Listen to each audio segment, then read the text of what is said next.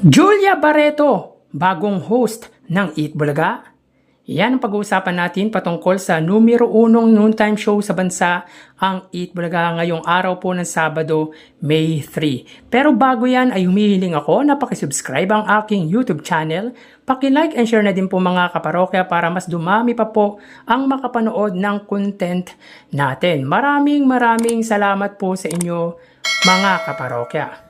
Sa mga kaparokya, batiin muna natin ng maligayang kaarawan ang legit Dabarkads host na si Wally Bayola. Siya po ay nagdiriwang mga kaparokya ng ika-52 taon or 52 years old na po si Wally Bayola ngayong araw po ng Sabado, May 3. So, happy birthday, Sir Wally Bayola. So, yun nga mga kaparokya, kanina po ay bumisita ang Eat Bulaga sa Cavite State University at tulad ng inaasahan natin ay jam-pack na naman po ang stadium ng nasabing paaralan. Present of course ang original host na sina Bossing Vic Soto at Joey De Leon at tanging si Paulo Ballesteros at Atasha Mulak lang ang wala sa mga regular host ng naturang noontime show. So kaninang episode mga kaparokya, ang guest po nila ay walang iba kundi si Julia Barreto na pinadagundong po ang gym ng school nang magpakita ang nasabing actress. And in fairness mga kaparokya,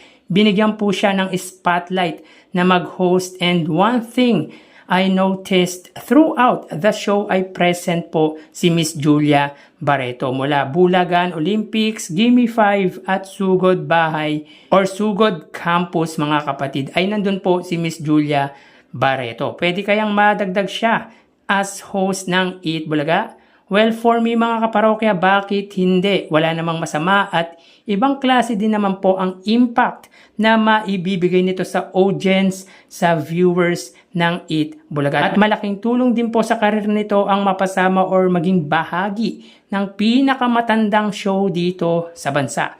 Pwedeng maging alternate muna siya pansamantala since wala pa po or hindi pa po bumabalik si Atasha Mulak dahil po sa sobrang busy po ng schedule neto. So for me, pwede naman po siya maging guest host ng Eat Bulaga. Actually, binigyan nga po siya ng chance na mag-host at may pa-hint ang actress na babalik siya dahil sabi nito before mag-end ang show ay see you soon, see you again. So meaning, babalik po siya at hindi lang po natin alam kung kailan po ito. So talagang naramdaman po ang presensya nito kanina, unlike sa unang guesting nito last year na isang segment lang po siya nag-appear at sa Bulagan Olympics nga lang po ito.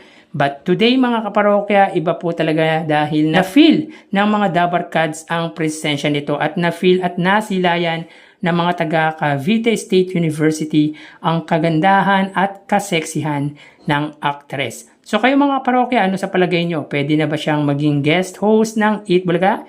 Paki-comment naman po ang suggestion nyo patungkol nga po dito. Samantala, jam-pack din po ang sponsor ng Sugod Campus ng Eat Bulaga kanina sapagkat suportado po sila ng malalaking kumpanya, yung mga mayayamang kumpanya po dito sa bansa.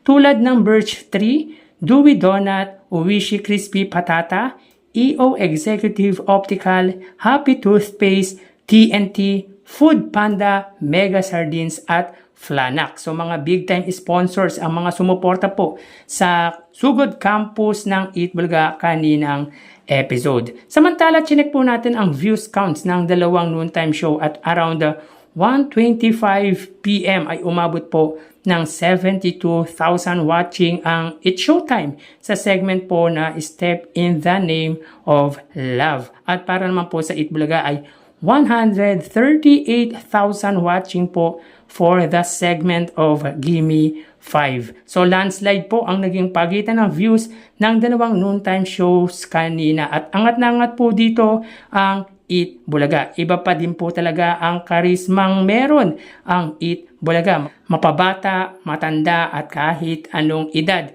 ay talagang tinututukan. Hindi lang po sa free TV kundi pati sa online ang nasabing noontime show ng legendary trio. Grabe din kasi ang mga segment nito mga kaparokya. Talagang may aral na matututunan at malaking tulong din po talaga ang ibinibigay nilang papremyo sa mga winners nito. So congrats po sa Eat Bulaga Congrats sa mga winners and of course sa Cavite State University. So abangan po natin ang susunod na campus na susugurin po ng longest running noontime show. So hanggang dito na lang po tayo mga kaparokya. Magsiingat po tayo palagi. Thank you and God bless.